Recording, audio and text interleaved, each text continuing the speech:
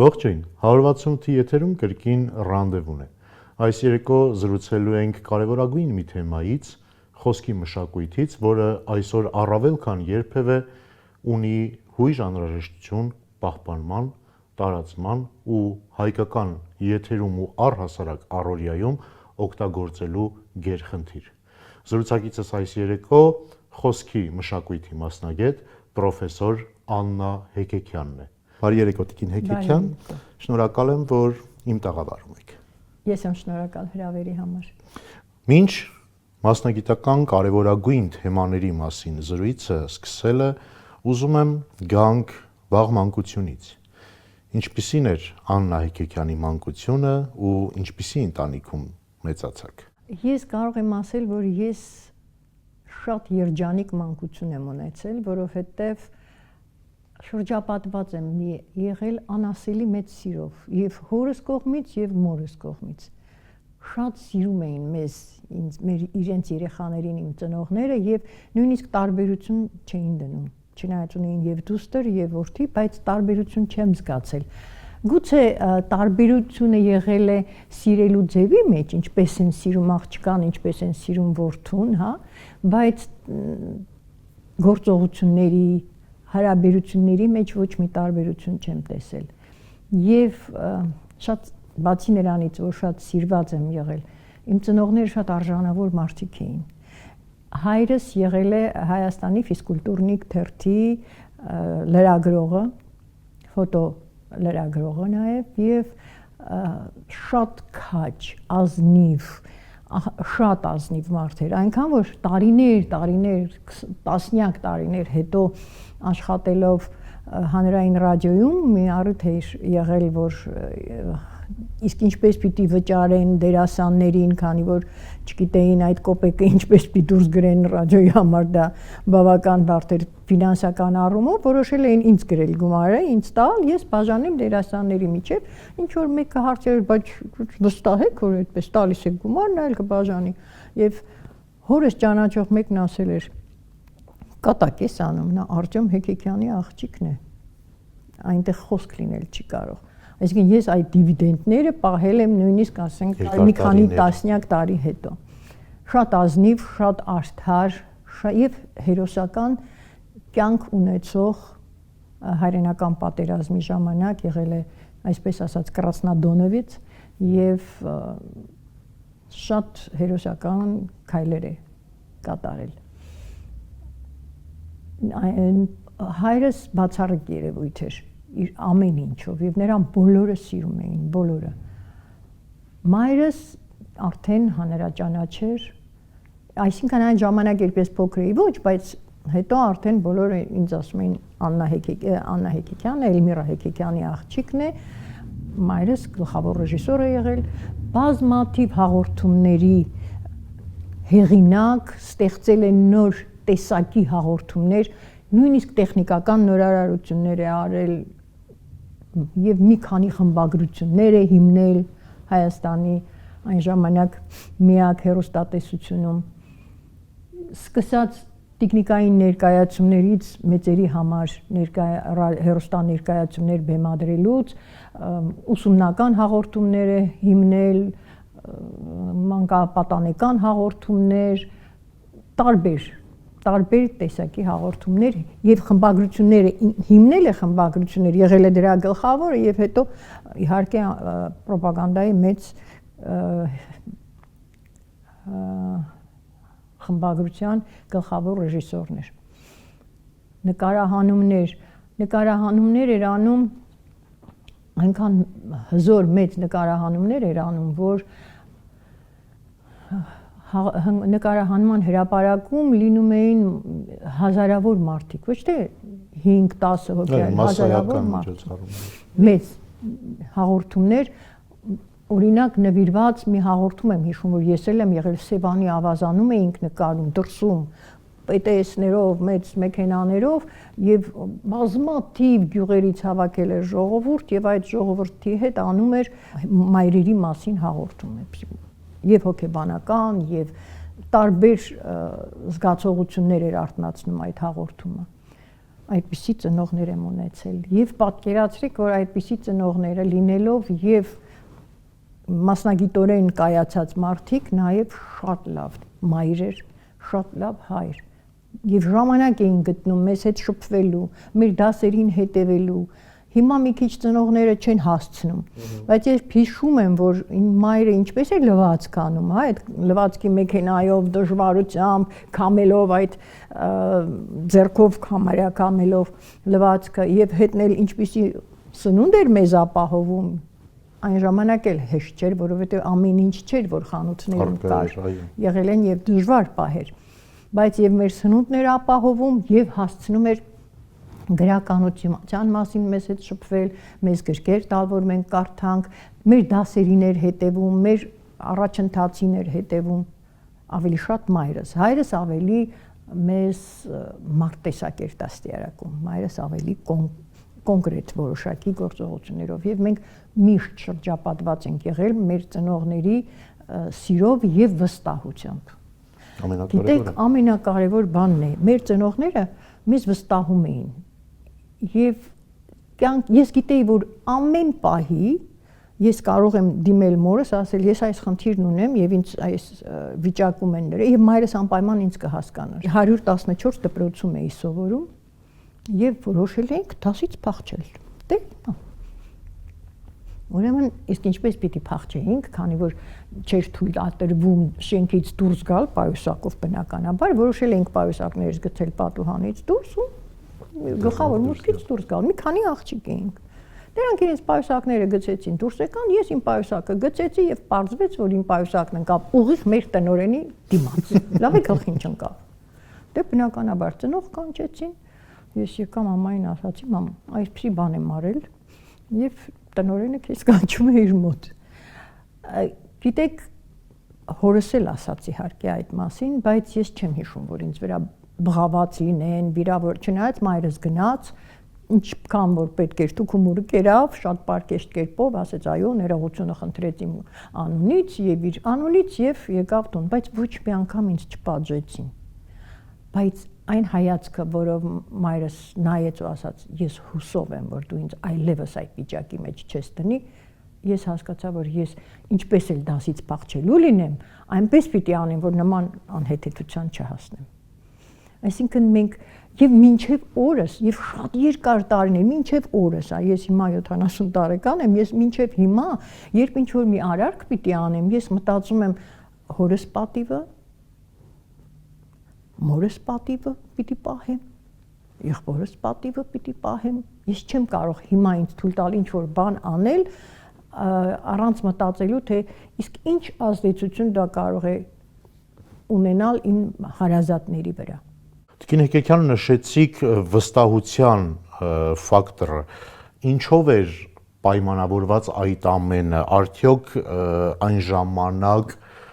միջավայրներ այլ ծնողները վստահ էին, որ իրենց երեխան չի կարող հայտնվել այլևայլ պայմաններում, միջավայրի խնդիրներ, թե հասարակություններ ամեն դեպքում։ Չէ, չեմ կարծում, որ հասարակությունը, չնայած իհարկե այն ժամանակ այդպիսի թողտվություն չի եղել, ավելի հավաք էինք բոլորս, բայց մեր ժամանակ էլ կային եւ գողավազակներ եւ անբարո մարդիկ, որ ամեն ինչ կար։ Պարզապես երևի ճանաչելով մեզ, չէ՞ որ ամեն մարդ իր երեխային ճանաչում է, եւ հասկանալով, որ ես ունեմ այդպիսի ինքնասիրություն, մայրս ինձ ասում էր, ես քեզ վրա վստահ եմ, դու երբեք ինձ վատ վիճակի մեջ չես տնի, ու ես ստիպված էի, որպեսզի այդ վստահությունը պահեմ, պահել ինձ ճիշտ, բայց կան երեխաներ, որոնք ասենք այդ նույն վստահությունից կարող էին օգտվել եւ անել ինչ ուզում են։ Դա մարդուց է երևի ավելի շատ գալիս եւ ծնող որդի հարաբերությունից, իմ կարծիքով։ Ասեմ, որ իմ շրջապատում էլ կային մարդիկ, որոնց վստահ էին ծնողները նրանց վրա, բայց նրանք այնքան էլ իրենց պարկեշտ կարելի ասել չէին պահում։ Շատ քիչ էին, բայց կային։ Ասեմ մի բան էլ, ես նույնպես որոշեցի իմ ընտանիքում այդպես ինձ պահել եւ իմ երեխաները գիտեին, որ ես նրանց վստահում եմ ամեն ինչում։ Բայց օրինակ որդիս ասում էր, բոլոր ծնողները փոքրեր ասում էր, բոլոր մամաներին երբ ծնող են կանչում ասում են ձեր երեխան այսպիսի բան է արել, ծնողներն ասում են իմ երեխան հնարավոր չէ այդպիսի բան անել։ Միայն դու իր ասում, հա, Տիգրանը կարող էր դա անել, որովհետև ես գիտեի, որ նա դա կարող էր անել, ես ճանաչում եմ, որ նա դա կարող է անել։ Դասից փախչում էր, գնում էր ուսուցչանոցի պատուհանների տակ ֆուտբոլ էր խաղում։ Երբ ինձ ուսմասվարը կանչեց ասաց, ես ասացի, հա, հավատում էի, գիտեի, որ կանի։ Մանավանդ երեկոյան հետո ասում էր, այո, արել եմ։ Բայց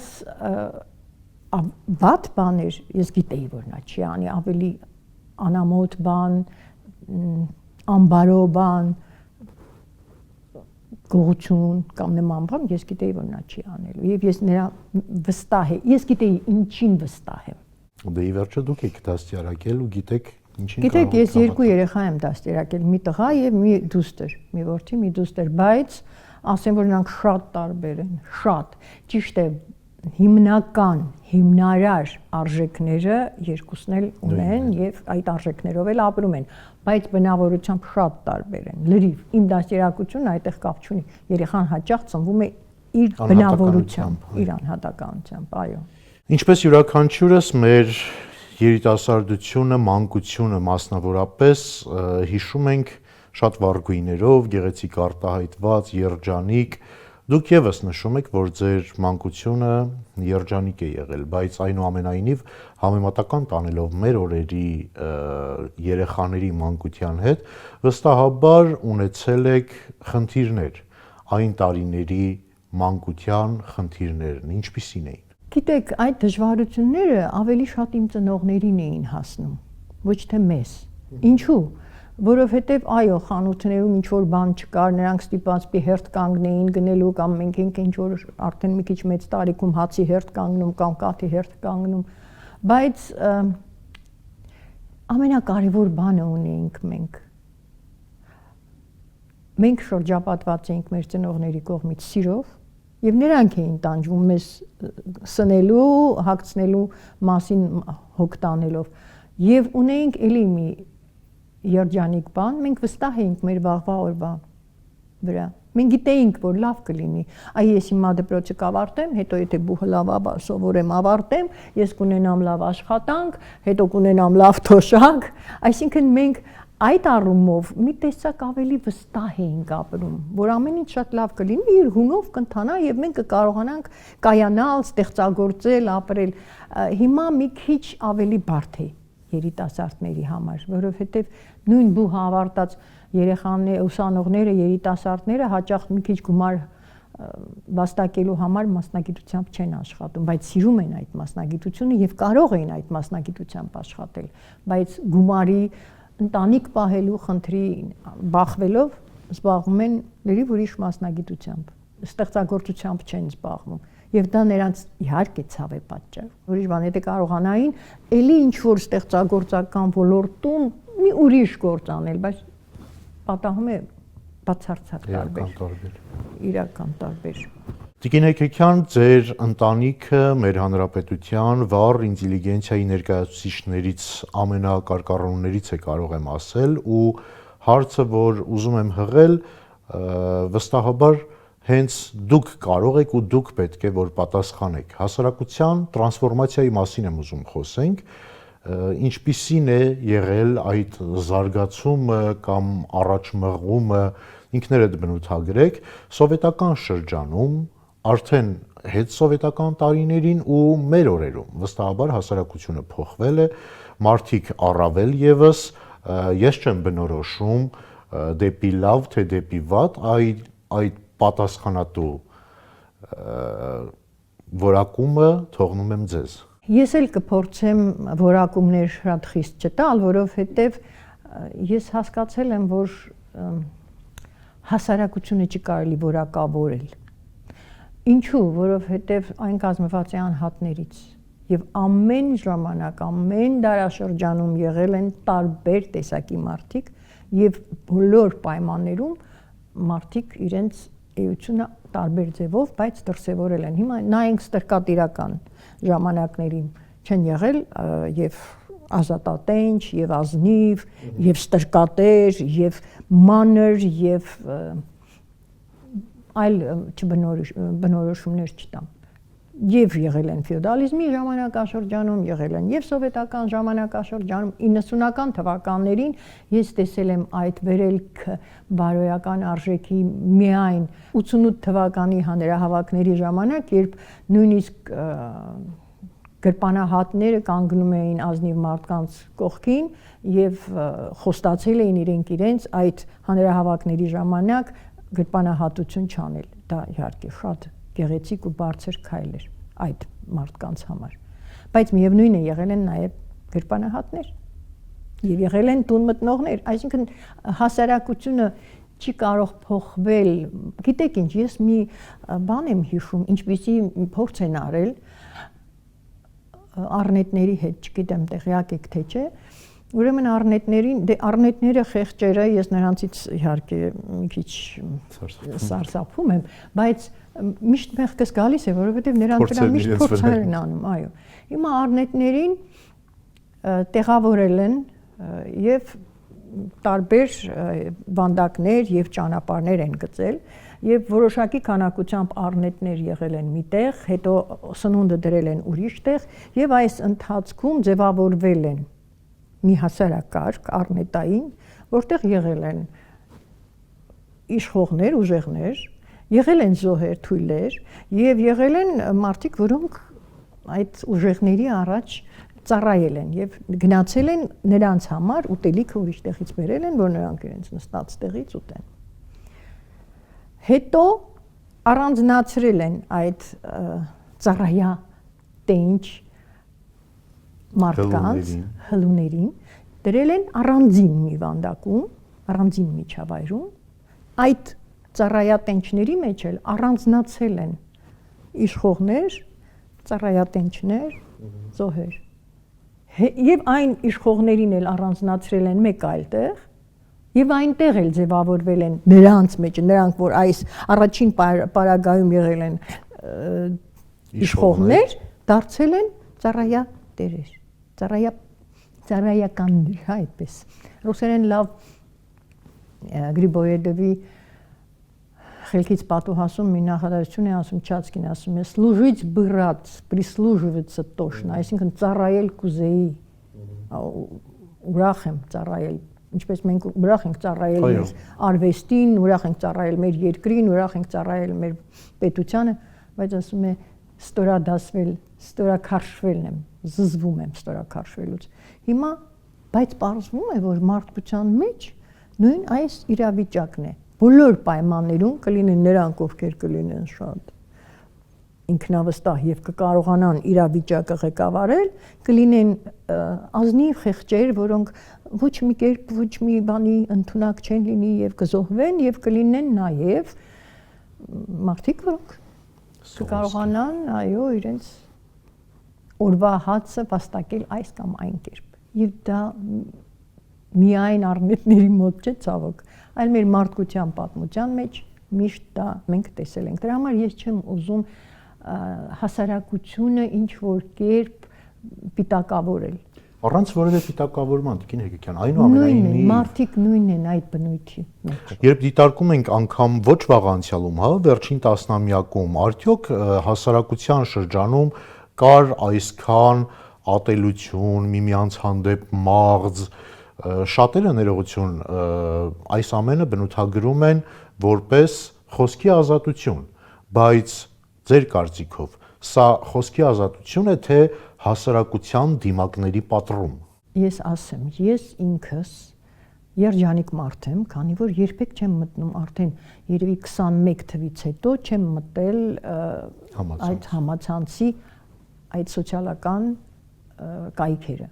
Եվ չգիտեմ ինչ է կատարվում, անկեղծորեն, որովհետև ես չուզեցի տեսնել մարդուն այդ վիճակի մեջ։ Ես վստահ չեմ, որ այն ինչ որ պատմում են մեկ-մեկ, որ այսինչը այսպես ասաց, այնինչը այնպես արեց,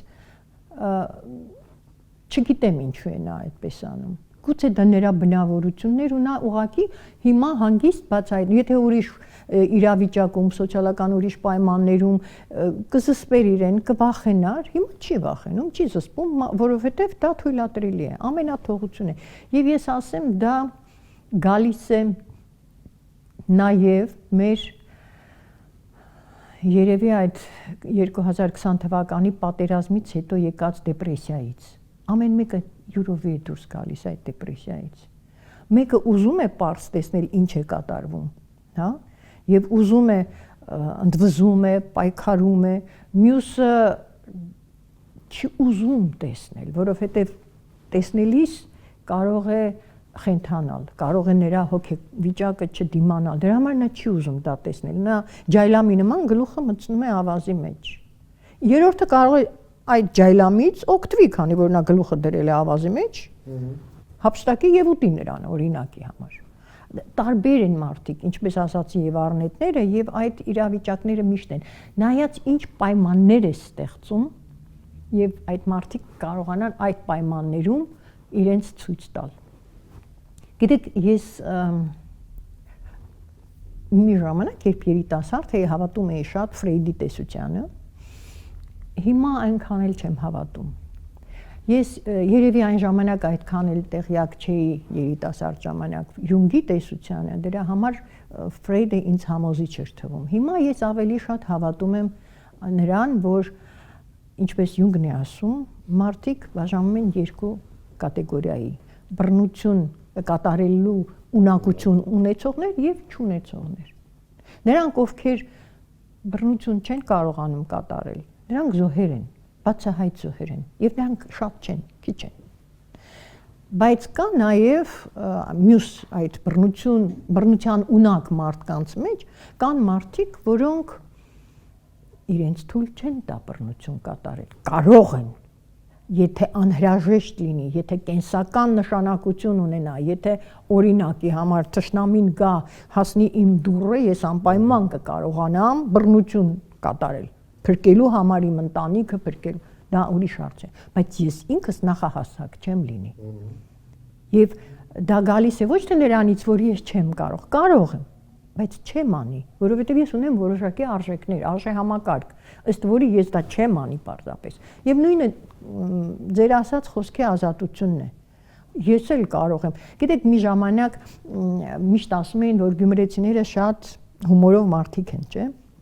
Եվ ես միշտ սիրել եմ գյումրեցու հումորը, բայց հաճախ հանդիպել եմ մարդկանց, որոնք փորձել են հումոր անել, բայց այդ հումոր անելու ժամանակ նրանք դիմացինին վիրավորել են, վստահ լինելով, որ նա չի պատասխանելու։ Ես դա չեմ համարում հումոր։ Այս պարագայում, երբ մարդկային շփման մեջ եմ խոսում, չեմ ասում կատեգորիան, հա, ասենք սատիրայի հումորը եւ այլն։ Երբ դու ինչ որ մեկին վիրավորելով ես, ինքնահաստատվելով ես հումոր անում, ես դա չեմ ընդունում եւ չեմ թույլ տա, որ իմ անձի հանդեպ այդպիսի հումոր անեն։ Ես դա թույլ չեմ տա։ Եվ ես դա չեմ համարում ոչ հումոր, ոչ էլ խոսքի ազատություն։ Խոսքի ազատությունը այն է, երբ ես իմ տեսակետը կիրթ եւ հասկանալի, այ հիմա ես ազատ խոսում եմ ձեզ հետ։ Ես համարում եմ, որ սա խոսքի ազատություն է, երբ ես իմ կարծիքը գուցե անհեթեթ է իմ կարծիքը, ես չեմ ասում, որ ես չգիտեմ ինչ հանճարեղ մտքեր եմ արտահայտում, բայց սա իմ կարծիքն է, իմ տեսակետն է եւ ես սա կարող եմ առանց անհանգստանալու ասել։ Սա խոսքի ազատություն է։ Բայց եթե ես փորձեմ ձեզ ցույց տալ, որ գիտեք ինչ, դուք չեք հասկանում, ես գիտեմ ամեն ինչ, դա արդեն խոսքի ազատություն չէ։ Իսկ ասում են, որ սոցիալական կայքերում նույնիսկ հայհոյանքներ են հնչեցնում, որը ոչ թե խոսքի ազատություն է, պարզապես անդաստիարակություն է։ Անկրթություն, անդաստիարակություն։ Դրան է ուզում գալ, այսօր ցավոք ապրում ենք մի շրջանում, երբ մեր լեզվամտածողության մեջ գերիշխում է այդ քաղաքային սլենգ կոչվածը, այերով խոսույթը, ու դա մեկնաբանվում է որպես արդի, հասկացված լինելու կամ չգիտեմ այլ ինչ պատճառներով։ Երբանից դարձավ մեր գրագետ խոսքը հայերենը ծաղրելի, երբ դուք այսպես կոչված մոնիթորինգ եք անում, հա, դուք դասավանդում եք երկար տարիներ ու բնականաբար այդ սերունդների գալն ու գնալը ձեզ թույլ տալիս է այդ ամենը գիտակցել ու տեսնել։ Գիտեք, տարիներ շարունակ ես հանդիպել եմ մարդկանց, ովքեր չեն դասավանդման ընթացքում, հա, սովորելու ժամանակ ես այդպիսի երբ սովորում էի ուսանող էի, մենք այդպիսի մտայնություն չունեինք, որ այերով խոսելը լավ է։ Եվ մանավանդ հետո ես կարդացի Մայա Ավագյան կար այդպիսի լեզվագետ, լեզվաբան, որը նաև Պարույր Սևակի մտերիմներից էր իմիջայլոց։ Մայա Ավագյանի գրքում հանդիպեցի մի միտք, որը ես կրկնում եմ, եւ հիմա էլ կկրկնեմ։ Լեզուն կառուցվածք է եւ շատ ամուր կառուցվածք է եւ ունի իր օրինաչափությունները։ Ամեն խախտում բերում է մի հիմքի մի քարի շարժում, որը կարող է ամուր շենքը հետո փլել։ Եվ նա ասում էր, օրինակ այերի մասին եմ ասում։ Ասում էր, որ մենք ունենք էական բայեր, հա, օժանդակ բայերը։ M, S, E, մենք ենք, դուք եք, նրանք են։ Երբ մենք ասում ենք եմ, դրանք կոչվում են էական բայեր։ Ես եմ, դու ես, նա ա, մենք ենք, դուք եք, նրանք են, այդ ան մի տեսակ կախ են գնում, չէ՞։ Կառուցվածքից քերականական։ Մյուս կողմից ինձ ասում են, իսկ ով ասաց, որ այս գրական լեզու քանաքերի բարբառն էր, որ պիտի դառնար։ Գիտեք, ինչ ես այնքան չեմ հասկանում նման խոսակցություն, որովհետև հիմա քանաքերի բարբառը դարձավ։ Եկեք մի 200 տարի հետ գնանք ու փորձենք փոխել իրավիճակը, արդեն չենք կարող։ Ցավոք սրտի մեր օրերում հենց դա էլ անում են։ Քանաքերի բարբառը դա քանաքերի բարբառը եւ թող լինի քանաքերի բարբառ եւ ես Աբովյանի գիրքը կարդում եմ մեծ հաճույքով, Թումանյանի որոշ ստեղծագործություններ եմ կարդում, որտեղ այերով է գրված, էլի եմ շատ սիրում։ Հա, բայց դա այն ժամանակ էր, հիմա գրական խոսքը այլ է, գրական մեր գրական խոսակցական լեզուն մի քիչ պետք է ավելի բարձր լինի ռադիոյում, հեռուստատեսությունում, բլոգերների մոտ, ինչու, որովհետև նրանք են տարածողը գրական խոսքի։ Ցավոք սրտի մենք հիմա ինստիտուտում առնչվում ենք այնպիսի ուսանողների հետ, որոնք դպրոցում նույնիսկ լավ սովորող ուսանողները, հայոց լեզու իմացող ուսանողները, ոչ թե նրանք, ովքեր մի կերպ են սովորել, հա, դպրոցում։ Չնայած հիմա դպրոցի մակարդակն այնքան էլ բարձր չէ, ցավոք պիտի ասեմ, շատ ցավով։ Բայց նույնիսկ այդ երեխաները խոսքի մշակույթ չունեն։ Եվ ես ունեցել եմ առիթ մի անգամ շատ վաղուց մի գիտաժողովին ասելու, որ գիտեք ինչ, մենք պետք է հասկանանք, որ ամեն մարդու խոսույթը, ինչպես է նա խոսում, դա նրա դիմագիծն է, ինչպիսին է նա։ Մենք չենք ուզում, չէ, տգեղ կեղտոտ լականերով հագուստով երևալ մարդկանց մեջ։ Մենք տան հագուստը եւ դրսի հագուստը տարբերակում ենք։ Ինչու՞։ Տարական էթիկա։ Բա, խոսքի էթիկա գոյություն չունի։ Չէ, էթիկա, միայն էթիկա չի սա։ Դու որովհետև հարուստները չեն առնի, ասենք, մի հասարակ second hand-ից ինչ-որ հագուստ, չէ, որովհետև դա նրանց վայել չէ։ Իսկ ով ասաց, որ եթե դու հանրությանը եթերից հանրության հետ խոսելու կամ բեմից հանրության հետ խոսելու իրավունք ունես, եւ այդ իրավունքը դու օգտագործում ես ոչ գրագետ խոսք հնչեցնելու, դու դրա իրավունքը ունես, ես կարծում եմ, որ չունեն։ Կամ էլ ուզում են ասել, գիտեք ինչ, ես ձեզ նման գյադա եմ, կներեք խոսքիս համար։ Ինչու եմ ես դա ասում։ Որովհետև ինչպես մտածում ես, ինչ արժեքներով որ ապրում ես, այդպես էլ խոսում ես։ Եթե դու ինքդ քեզ չես հարգում, եթե դու քեզ համարում ես մտավորական, հա? Հիմա բոլորը մտավորական են, չես հասկանում ինչու, բայց մտավորական առաջ լրիվ ուրիշ հասկացություն էր։ Հիմա ով չի աշխատում գյուղում հողի հետ կամ ով բանվորություն չի անում, համարվում է մտավորական, բայց մտավորականը օղեղով ինչ որ բան անելը չէ։ Մտավորականը դա լրիվ տարբեր հասկացություններ են դրանք մտավորական եւ մտավոր գործունեություն ծավալող մարդու։ Մտավորականը մի մարդ է, որը ոչ միայն իր անձի մասին է մտածում, այլ Հասարակական աշխատանք, հասարակության եւ ոչ միայն իր հարմարության մասին, հարմարավետության մասին է մտածում, այլ նայում է, ուզում է օգտակար լինել շրջապատին։ Ուրեմն մտավորականը, որը իրեն թույլ է տալիս եթերից խոսելու, նա պարտավոր է մտածել այն սերունդի մասին, որը նրան լսում է, եւ ոչ միայն այն մարդկանց մասին, հա, այն հասարակության մասին։ Եվ այն մարդիկ, որոնք եթերից հնչեցնում են ոչ գեղեցիկ հայերեն, նրանք ոչ միայն իրենց են ցածրացնում, ոչ միայն լեզուն են աղավաղում, ցավոք, մեր սրբության սրբոցը, կարելի ասել, մեր լեզուն է, այլ նաև փչացնում են մեր հասարակությանը։ Եվ դա ես միշտ ասել եմ եւ գրել եմ թերթերում ժամանակին, դա լրագրողների առաջին հերթին, դերասանների եւ ընդհանրապես արվեստագետների, լրագրողների եւ բանավոր խոսք հանրության արչեւ հռետորների այն նրանց մեղքն է, որ մեր հասարակությունը հիմա այդքան էլ գրագետ չի խոսում։ Բայց եթե հասարակությունը այսօր մի քանի լծակներով համակարգված լսում է հենց այդպիսի գործիչների, մտավորականների, ովքեր հանրայինի եթերից խոսում են ու ասում, որ պետք է հոգևորականին ճիպոտել։ Ինչ եք ուզում հասարակությունից։ Դե այդ մարդն ասում է, որ նա կատակ է արել, թե ինչ է արել, ասել է, ինչ որ ուրիշ բան է ասել, այնպես որ եթե երկրի բարձրագույն ղեկավարությունը խոսում է իր հայացքները չկիսողներին բորջուր լիզել տալու մասին, մենք կարող ենք արդեն ասացի, որ դա ամեն մարդ ինքն իր մասին պիտի մտածի, թե ինքը ինչպես է խոսում եւ ինչ է մտածում եւ ինչ է արտաբերում իր բերանից։ Նայեք, ինչ է նշանակում խոսք։ Ձայնային տատանումների հետևանքով առաջացած մեր լսողությանը, մեր ականջին եկած բանավոր այդ ինչպես եւ երգը, ինչպես եւ երաժշտությունը, այդ խոսույթը մեզ գալիս է դիմացինի տատանումները գալիս են հանձնում են մեզ։ Արդեն գիտնականները ապացուցել են վաղուց տասնյակ տարիներ առաջ, որ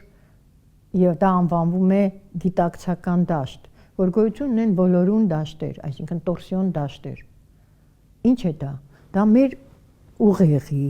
մեր մտքերի, մեր գիտակցության տատանումներն են, մեր հոգու տատանումներն են։ Եվ ասում են գիտնականները, որ մեր ԴՆԹ-ն իր սպիրալներով այդ տատանումների ընկալումն է։ Ես կուզենամ շատ, որ մարդիկ, որոնք իրենց թույլ են տալիս խոսել, ընդհանրապես եթերից հասկանան, որ նրանք ոչ միայն ինչ որ միտք են արտահայտում, ինչ որ մեկի ականջի կամ գլխի համար, այլ նրանք ստեղծում են բոլորուն դաշտ, տատանողական դաշտ, որը առաջին հերթին իրենց առողջությանն է վնասում, առաջին հերթին եւ երկրորդ հերթին մթնոլորտ են ստեղծում։ Մենք դերասանների հետ խոսում ենք, ասում ենք մթնոլորտ ստեղծիր։ Ինչ է նշանակում մթնոլորտ։ Մենք գիտենք, որ դեռ շատ 5000 տարի առաջ ասում էին, որ մարդը դա միայն մարմին չէ, նա իր շուրջը ունի մի քանի 7 շերտ, հա, այսպես ասած, մթնոլորտ, այդ աուրա ասածը։ Դա ինչ է։ Դա մարդու արձակած տատանումների ամբողջություն է։ Եվ դուք երևի մանկուց էլ նկատել եք կամ լսել եք, որ եթե մտնում եք մի սենյակ, օրինակ հիմա այս տաղավար, որ մենք դուրս գանք, հետո մարդիկ մտնեն, նրանք կզգան, որ այստեղ ինչ որ խոսակցություն է եղել։ Եվ այդ մթնոլորտը, որ մենք հիմա իրար հետ ստեղծում ենք, հա, կմնա բավական երկար ժամանակ։ Ես քեռու աղջիկ ունեմ, որն ասում էր, ես երբ դպրոցից տուն էի գալիս, դուրը բացում էի, ես գիտեի, դե ավելի շուտ էր գնում դասի, ես գիտեի իմ ծնողները իրար հետ վիճել են, թե չէ, թե ընդհակառակը սիրով են բաժանվել։ Որտեղից գիտեր։ Այդ բոլորուն, այո, այդ բոլորուն դաշտը մնում է։ Եվ մենք պարտավոր ենք հասկանալ, թե մենք ինչ ենք արտահայտում։ Ասում են, եթե մարդիկ իրար նկատել եք երևի սիրահար զույգերի կողքին, ինչ հաճելի է կանգնել։ Ահա որ հաճելի է նրանց կողքը գտնվել, երբ նրանք այնտեղ իրար անկեղծորեն սիրում են եւ նրանք համահունչ են։ Նրանց կողքին լինել ուղղակի երջանկություն է։ Դու քեզ շատ լավ ես զգում, տրամադրությունդ բարձրանում է, դու շփտում ես։ Ինչ կա գործ ունես, չէ՞, օտար մարդկանց հետ, անծանոթ մարդկանց հետ, բայց դու ուզում ես նրանց կողքին լինել, որովհետև դու ստանում ես նրանցից շատ կառուցողական, շատ գեղեցիկ դաշտ, որը նաև քեզ է եւ քո էնդորֆիններն ու մնացած բոլոր հորմոններն է կարգավորում իրականում եւ կարգավորում է քո առողջական վիճակը նույնիսկ եւ քո տրամադրությունը ուրիշ երկու հոգին անծանոթ որոնց ձայնը նույնիսկ չես լսում բայց որոնք խոսում են ճիշտ սիրով ես ինչու ասացի որ ես շատ գեղեցիկ եւ երջանիկ մանկություն ունեմ եւ մինչեւ այսօր եթե մինչ այս ես առողջ եմ ապա դա իմ մանկությունից իմ ծնողների սիրուց եկած առողջությունն է որ ես պահում եմ այն որ մենք իրար սկսում ենք ատել մենք ոչ միայն դիմացինին ենք վատություն այսինքն անում ենք վատություն իհարկե անում ենք բայց դա նաեւ առաջին հերթին մեզ ենք մենք դա անում Դոստոևսկին ունի այսպիսի մի վիպակ որտեղ ասում է ես չար մարդ եմ ես վատ մարդ եմ երևի իմ լարդն է ցավում լարդն է հիվանդ երևի լարդից է հակառակն է եկել Դոստոևսկին իրականում լարդը հիվանդացել է որ դու չար ես ու որ դու վատն ես դրանից քո լարդը հիվանդանում է երբ դու նախանձում ես քո լարդը վատ ես զգում իրեն որովհետև այդ ոլորուն դաշտերը որ ասացի տորսիոն դաշտերը ընկալում են եւ աշխատվում է այդ դաշտերի տատանումները մեր ուղեղի եւ սրտի մեջ են ստեղծվում մարդու ուղեղի եւ սրտի եւ դրա համար ես իմ ուսանողներին միշտ ասում եմ երբ խոսում եք միացրեք սիրտն ու գլուխը առանց սրտի ու առանց գլխի չի կարող լինել գեղարվեստական խոսք եւ սրտից պիտի գա երբ փոքր էր աղջիկս երբ մի անգամ հարցրեցի շատ եմ խոսել այդ թեմաներով իսկ նա դեռ դպրոց չէր գնում նախադպրոցական տարիքի էր ու ես միշտ ասում եմ ուսանողներիս մի խոսեք բերանով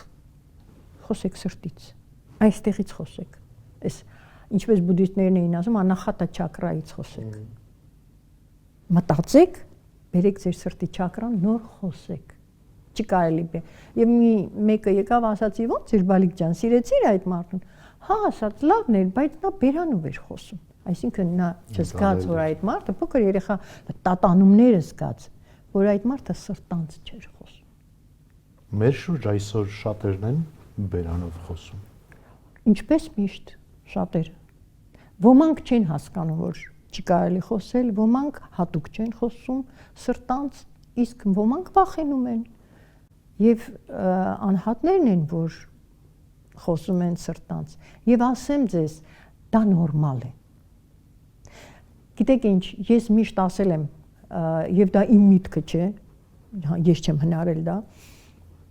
բոլոր ազգերի մեջ 5-ից 7% քարոտրակի 10% ազգերի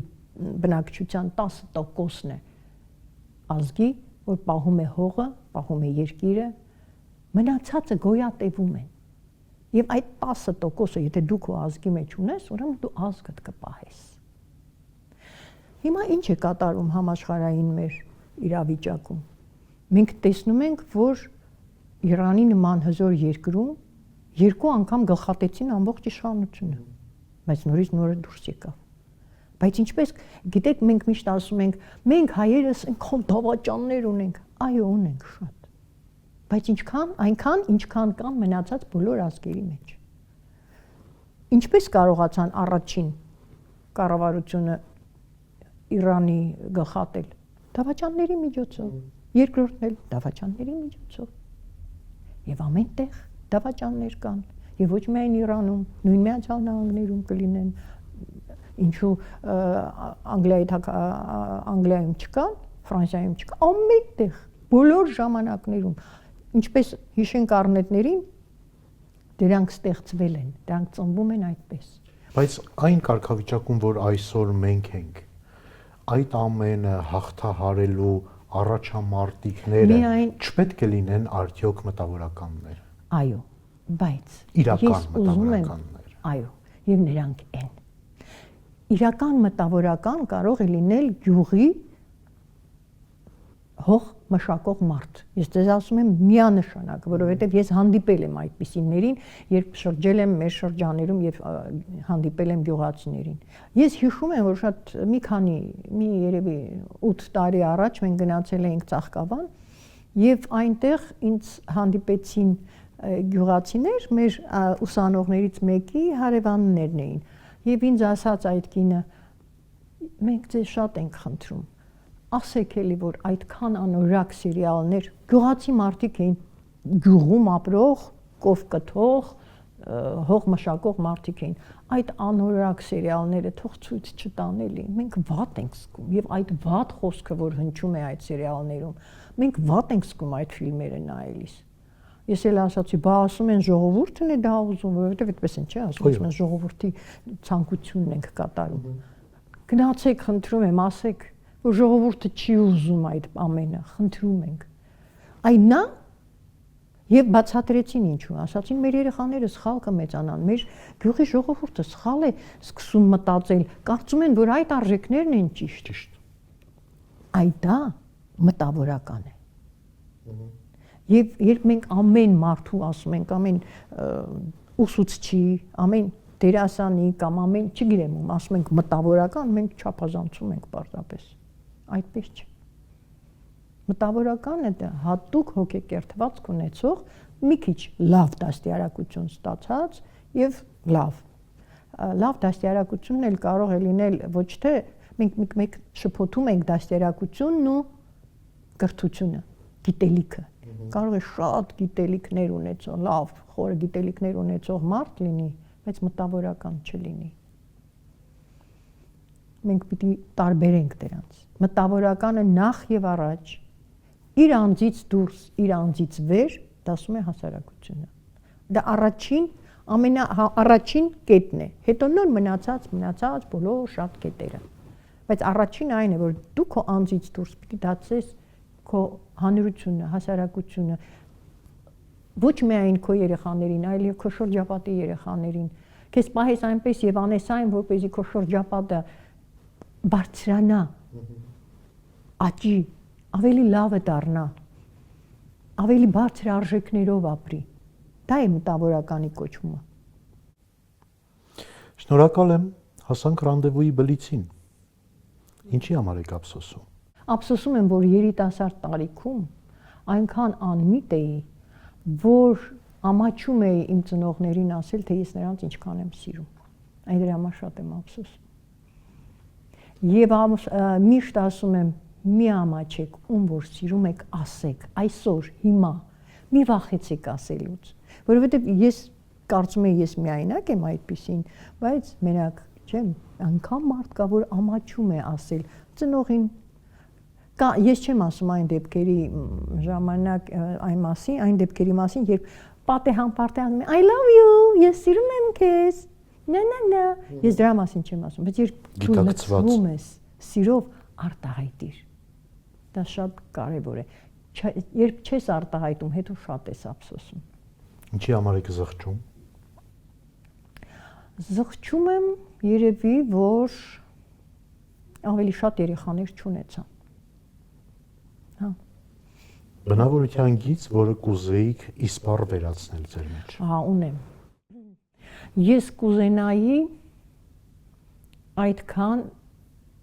գիտեք ինչ ասում են, որ հիմա շատ եմ լսել դրա մասին, ես վերջերս ասում են, որ